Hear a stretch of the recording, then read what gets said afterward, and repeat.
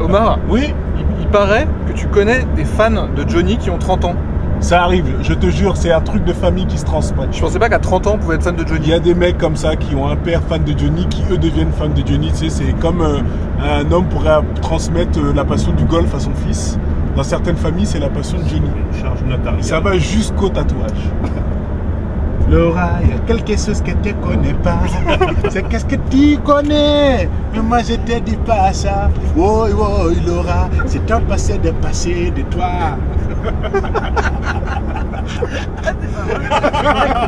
Attention Coco, on est trop lent, je chante et c'est à toi.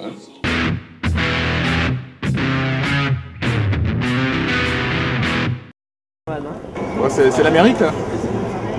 Ouais, c'est... On est arrivé aux États-Unis. Comme le veut la tradition, je mange un cheeseburger. Le film est sous-titré Disney. Ouais. Mais sous-titré en VO. Voilà, et tous les gens mettent des oreilles de Mickey dans la salle, on va voir comment ça se passe. Et c'est Morgan Freeman qui te double, je crois, dans la version américaine. Exactement, ouais. Très honoré. Bon, les mecs, vous savez que ce soir c'est la finale de la Nouvelle Star. Vous avez rien de mieux à faire là Je savais même pas que c'était pour Camilla Jordana. Elle est en finale, Camilla Jordana? Non, non, elle s'est fait éliminer. Ah bon, elle a été éliminée? Moi, je viens d'avoir sur une information. A été chantée ce soir une chanson de Steve Wonder qui s'appelle For Once in My Life à la Nouvelle Star. On voit que tu as des espions. C'est simplement le générique de Tellement Proche. De là y voir un signe, Tomcast. Bon, alors si ce soir vous avez choisi délibérément de rater la Nouvelle Star, c'est pour faire la promo de Tellement Proche. Un film assez exceptionnel que j'ai eu la chance de voir il y a quelques semaines et qui m'a bouleversé. Je te rappelle que ce soir on dîne chez mon frère. Oh, chier. Ils ont précisé sans les enfants, ça évitera les histoires. Quelles histoires? Bah très bien, Lucien. Ah non! Lucien, viens ici! Lucien, tu m'entends? Franchement, Lucien, je peux plus. Bon, Jean-Pierre me dit que vous avez des soucis. C'est vrai qu'on a toujours un peu de mal avec Lucien. Non mais tu m'étonnes, qu'est-ce qu'il est chiant ce gosse. Enfin, c'est pas un enfant de 6 ans qui peut vider une piscine à balles à lui tout seul. Ce n'est pas possible. Non, à 6 ans et demi, elle apprend l'anglais, l'allemand. Du saxophone, de la guitare, de la flûte traversière. Nous, Lucien, il connaît l'alphabet par cœur en rotant. En rotant? Tu vas pas rester tranquille une minute? Mais dis quelque chose, toi. Je suis pas content, Lucien. Par contre, bravo pour le poirier. C'était super. Vous voulez des enfants, Bruno? Ah non, non, non, non. Non, non, pas du tout, non. Aucun rapport. Il y a un malentendu? Non, non, pas du tout, non. Alors non, non, pas du tout. J'ai ri, j'ai pleuré aussi. Et je pense que j'ai essayé de me dire, mais putain, mais pourquoi c'est bien? Et en fait, c'est parce que vous êtes des super observateurs, j'ai l'impression. Vous êtes des observateurs et vous voyez juste, quoi. Bah, écoute, j'ai rien à répondre à ça, tellement ça me Mais fait c'est pas une question d'ailleurs. Et non, c'est pas une question. Mais ça me fait plaisir, je le dis. Et je le dis d'autant plus que je le dis face à Omar. Non pas parce que je l'aime bien, mais parce qu'il y a le micro. Parce qu'il y a le micro qui est là. Alors le premier point, c'est la difficulté d'être un père de famille, parce que peut-être qu'on peut pitcher rapidement le film. Lequel de vous trois va s'y coller? Omar est très fort là-dessus. Ce film est un enfer à pitcher. C'est oui. Oui, bah oui, c'est pour ça que je le fais pas. Bien sûr. Bah, c'est une réflexion générale. C'est une réflexion générale sur les relations familiales vues sous l'angle de la comédie. Et il y a des relations assez tendues. Tout est vu à travers un personnage qui est au départ Vincent Elbaz, qui est un ancien animateur du Club Med, qui s'est marié avec Isabelle Carré, qui a eu 2 enfants et qui a beaucoup de mal à s'adapter à une vie entre guillemets classique, à supporter sa belle famille. Son beau-frère Jean-Pierre, qui est François-Xavier de Maison, qui lui donne beaucoup de leçons de vie. Sa belle-sœur Catherine, qui est Audrey Dana, qui a un peu timbré sur l'éducation. Son autre belle-sœur, qui a une vraie horloge biologique et qui est en recherche d'amour, et qui ce soir-là a amené Omar, alias Bruno, qui est un interne en médecine. C'est la première fois que Omar joue un rôle un petit peu sérieux, Sérieux, ça fait, interne en médecine. ouais. Et aussi, voilà. Sérieux mais qui fait rire. Qui fait rire, oui, oui, sérieux, c'est pas de vanne, mais c'est les situations qu'il vit qui sont drôles. Voilà, et tout démarre par un grand dîner, un rendez-vous un peu hebdomadaire où toute cette famille se réunit et où Elbaz va vraiment à contre-pied. Il va y avoir une situation assez explosive, une situation de famille assez explosive, presque comme dans les comédies italiennes. Et de là, toutes les relations vont se redéfinir et on va suivre les trajectoires de chacun des personnages pour arriver à une fin surprenante. Une fin surprenante d'ailleurs que je vais raconter tout de suite. La fin, tu vas raconter tout de suite. C'est juste avant que tu puisses... Tu leur dis ça, comment on appelle les gens qui regardent les Tomcast? Les internautes Tomcaster. Tu leur dis que c'est Comment les Les internautes Tomcaster. C'est bien ça finit un peu comme Castor. C'est un code Tomcast. Et moi, je dirais que je ne veux pas dévoiler la fin, mais ça a un rapport avec le colonel Moutard dans le film. Juste, je veux dire aussi qu'il y a l'histoire de chandelier. Alors une des grandes forces de ce film, c'est qu'en fait on se retrouve dedans. Alors je pense plus particulièrement aux trentenaires, que nous sommes d'ailleurs tous les quatre, il me semble. À peu près, ouais. Hein il y a plein de situations déjà vécues, ça va des courses à Ikea où on a du mal à caser les meubles qu'on a achetés dans la voiture et après il faut les monter et ça c'est pas facile. Absolument, il y a aussi un petit détail dans le générique début, c'est qu'à un moment ils n'arrivent pas à accrocher le siège bébé. J'en profite pour faire un appel au mec qui a inventé le truc à siège bébé. Pourquoi avoir fait un système aussi compliqué? Pour fermer, oui, c'est vrai. Parce qu'il y a des gens qui n'arrivent pas. Ou de fermer les poussettes aussi, par exemple. On peut lancer un appel aussi au PDG d'Ikea. Oui, pourquoi vouloir que les couples s'embrouillent à ce point-là? C'est hallucinant. Et on voit d'ailleurs la séance de montage de l'étagère. Oui. Et alors à un moment il y a un petit clin d'œil à Gad Elmaleh qui m'a pas échappé. C'est vrai. C'est quand Alain essaye de rentrer justement les meubles dans sa voiture un peu pourrie et que tu as le mec blond, c'est que dans les sketchs de Gad, qui lui arrive nickel dans sa BM à rentrer sa caisse Ikea, ça rentre tout seul. C'est un hommage référencé avec l'autorisation et un papier signé de Gad Elmaleh. Donc voilà, donc plein de clins d'œil. Si vous êtes jeune parent trentenaire ou que vous apprêtez à le devenir, je pense que vous allez apprendre beaucoup de choses dans ce film. Ce qui nous amène tout naturellement à parler du personnage d'Omar. Bonsoir. Extrêmement intéressant. Bonsoir Omar. Bonsoir. On est un peu hystérique parce qu'on est à Créteil aujourd'hui, c'est un jour particulier pour nous, donc on est un petit peu sous tension comme ça. Alors c'est un des autres points forts de Olivier et Eric, c'est de savoir aborder aussi des thèmes graves avec humour et talent et jamais avec lourdeur, c'est-à-dire vous n'arrivez jamais avec vos gros sabots, même quand il s'agit de parler de racisme. Et c'est ça qui est super intéressant, c'est-à-dire que le personnage d'Omar, toi tu es interne en médecine. Oui, Bruno. Et du coup ça évoque, et toi on te file des plateaux à vider, on te traite un peu comme un employé de base, parce qu'on a du mal à imaginer que un homme de couleur puisse être aussi médecin. Oui, voilà. C'est vrai, donc ça c'est un sujet effectivement qui est grave, qui est très réel, ça existe, on est en 2009, ça existe en France, et la force d'Eric et Olivier, c'est de rendre ça drôle.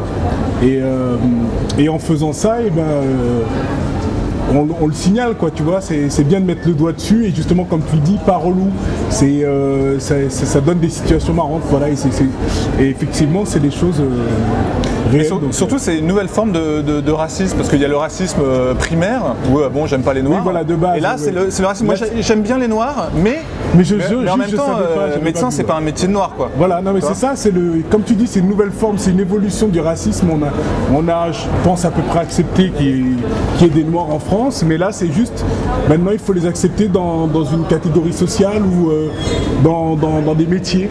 Et donc oui, c'est ça, c'est toi t'as vécu ça personnellement ou dans ton entourage Oui, par exemple, moi, mon père qui n'arrive pas à accepter que je sois dans le métier du spectacle. Donc à chaque fois il me dit alors comment ça se passe à l'usine, ça part déjà de mon père, quoi. Mon père déjà fait ça, et il confond avec un autre de mes frères. Il fait ce truc là, quoi. Est-ce que toi tu te confonds pas toi-même avec tes frères? Moi je me confonds avec mes frères, ouais, c'est ça. C'est que des fois j'ai mon frère, je lui dis bah alors Omar, comment va ta femme? Tu fais pas le SAV? Ouais, c'est hors du SAV là. Ouais, vous avez l'air bien détendu quand même pour des gens dont le film sort mercredi prochain. Des gens honnêtes, monsieur. C'est parce que vous stressez quand même là, non? Et puis c'est notre premier Tomcast. Il y a 5 jours de la sortie, c'est notre premier Tomcast à Créteil. Donc voilà, on est tendu parce que bientôt le verdict va tomber, le 17 juin c'est la sortie. On a fait tout ce qu'on a pu, on a fait 40 villes en France, on a fait le tour de France pour montrer le film, on a fait la presse. On fait Tomcast. Toi tu vas être chez Ardisson. Vous avez beaucoup insisté pour faire les Tomcasts, hein. Moi, oui, bien sûr. Parce qu'on est nous-mêmes à la base des spectateurs de Tomcast. Je devais faire Loana ce soir, je l'ai annulé pour vous. Tu devais te faire Loana, ouais. Tu devais faire Loana dans une piscine. Tu sais que Thomas, ça va pas bien. Tu vas pas bien, Thomas. Si tu veux parler, c'est le moment. Pourquoi Loana? C'est pas facile à 3 contre 1. Hein. Ah merde. T'avais prévenu aussi, t'avais prévenu. Alors je pense qu'il faut aussi rendre hommage à François-Xavier de Maison qui fait une belle performance dans ce film-là. Alors il joue le rôle du beau-frère. Alors tout de suite, au départ, on a l'impression qu'on va être dans le cliché du beau-frère un peu con, voilà, le bourgeois un peu con, etc. Et en fait, on découvre que ce personnage est beaucoup plus attachant qu'il n'y paraît. Il se révèle un peu pendant le film. Hein. Il charge un peu au début comme un petit avocat qui habite ses choux à Créteil. Et c'est ça qui nous intéresse, c'est de partir de loin et de faire un vrai parcours pour ce personnage-là qui va se fissurer, qui va se faire squatter par ses beaux-parents. Sa femme va se convertir presque de force au judaïsme, il va se faire englober et il va rencontrer pour la première fois son beau-frère qu'il a fréquenté jusque-là mais qu'il connaissait en fait pas. Et il va rencontrer le personnage de Vincent Elbaz et il va se passer quelque chose et puis il va tomber dans un trafic de grille-pain avec ses clients. Enfin, c'est un personnage qu'on aime beaucoup et François-Xavier était le mieux pour incarner ce Jean-Pierre. Moi j'ai envie de vous dire d'aller voir ce film, il y a des scènes hilarantes et vraiment le casting de Nounou par exemple, ça me revient d'un coup là, mais c'est énorme quoi. Bon, déjà pour tous ceux qui ont vécu ce moment difficile de choisir une nounou pour garder ses enfants, je pense que vous allez vraiment vous marrer. Bon, alors là c'est un peu un événement parce que c'est mon premier Tomcast avec un mineur, avec un jeune, à moins de 10 ans même, parce que t'as moins de 10 ans, t'as quel âge? 8 ans. T'as 8 ans. Et donc tu t'appelles Max et tu joues le rôle de Lucien dans le film Tellement Proche, c'est ça? Ouais. Alors ma première question, parce que c'est pas parce que t'es petit que je t'ai réservé des questions sympas, c'est pour décrocher le rôle, t'as passé un casting ou t'as été pistonné? J'ai passé un casting. D'accord. T'étais pas le fils du beau-frère, de la sœur, de l'oncle d'Eric ou d'Olivier? Il y a une copine à Olivier qui est aussi une copine à ma mère. Ah, voilà. Ouais, mais dès qu'on creuse un peu, on s'en est rendu compte après. Cet enfant est pistonné, monsieur. Dis qu'on s'en est rendu compte. Cet enfant est pistonné. Dis qu'on s'en est rendu compte après. On s'en est rendu compte après. J'ai été choisi pour mes qualités d'acteur. J'ai été choisi par mes qualités. Non, pour mes qualités d'acteur. Refais-la. Vas-y, refais-la. Et alors je voulais assister aussi sur le talent, une fois encore, de Eric et Olivier. Moi je vous situerais sincèrement, hein, parce que j'ai pas mal réfléchi comment ils se situent, machin, et je vous situe vraiment entre Cédric Clapiche et Gérard Houry. Cédric Clapiche pour le côté générationnel, l'humour générationnel, les insights très forts sur la vie, on se retrouve, le côté bande. Et puis Gérard Houry pour le talent comique, pour la mise en scène, l'efficacité. Et c'est ça en fait, il y a le mélange quoi. Enfin, je sais pas si ces références vous parlent, mais... Si, elles nous parlent énormément, elles sont très flatteuses, merci beaucoup, mais moi j'ai envie aussi de situer un peu Omar. Et je vais dire, Omar, je situe entre Micheline Dax et Darry Cole et Paul Prébois. C'est dans l'humour. Et merci, c'est super plaisant. Et Olivier, je le situe entre Jean Benguigui et Vincent Elbaz au niveau de la taille. Il est à peu près au milieu. Il est bientôt sur scène. Eric, tu sais que tu as un faux air de Bataille et Fontaine là, on t'a jamais dit. Attends, je vais te faire le truc vraiment. Regarde, c'est comme ça. Bonsoir, je vais lever le rideau. Et attention, qui est là? Et voilà, putain, c'est ça. Et ça c'est Fontaine. Votre fils que vous n'avez pas vu depuis 20 ans. Par contre, ce qu'on peut faire, c'est lancer Olivier dans un concours d'imitation. Savez-vous planter les choux? De la mode de ce jour, planter des choux, de la mode de ce jour. C'est les choux avec les doigts, de la mode. C'est les choux avec les doigts, de la mode de chez vous. Chez moi. Tellement Proche, un film de Éric Toledano et d'Olivier Nakache avec Omar Sy, François-Xavier de Maison, Joséphine Demeaux, qui on peut citer encore. Isabelle Carré, Jean Benguigui et le petit Max Clavelli que tu as filmé dans la voiture. Absolument. Voilà. Et ça sort le 17 juin. Et sincèrement, je me mouille pas souvent pour des films, mais là, il faut y aller, c'est énorme et vous le regretterez pas. J'ai même envoyé des amis pour être sûr que je vous envoyais pas voir une merde et ils sont tous revenus unanimes, donc foncez. Merci beaucoup. Merci Tomcast. Merci Tomcast. On reviendra. À voir la fin. Merci Tomcast.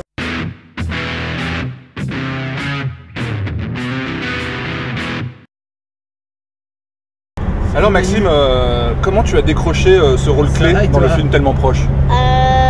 J'ai été choisi pour mes qualités d'acteur. Là, on fait des avant-premières. C'est pas mal, tu valides? Je valide, oui. C'est vrai, je confirme. Elle a été choisie pour ça. Et de toute façon, quand on voit le film, on ne peut pas en douter. Clément, il organise. Thomas Clément, un journaliste vendu. Ouais, non, Je vais valider ces interviews. Il faut l'oser.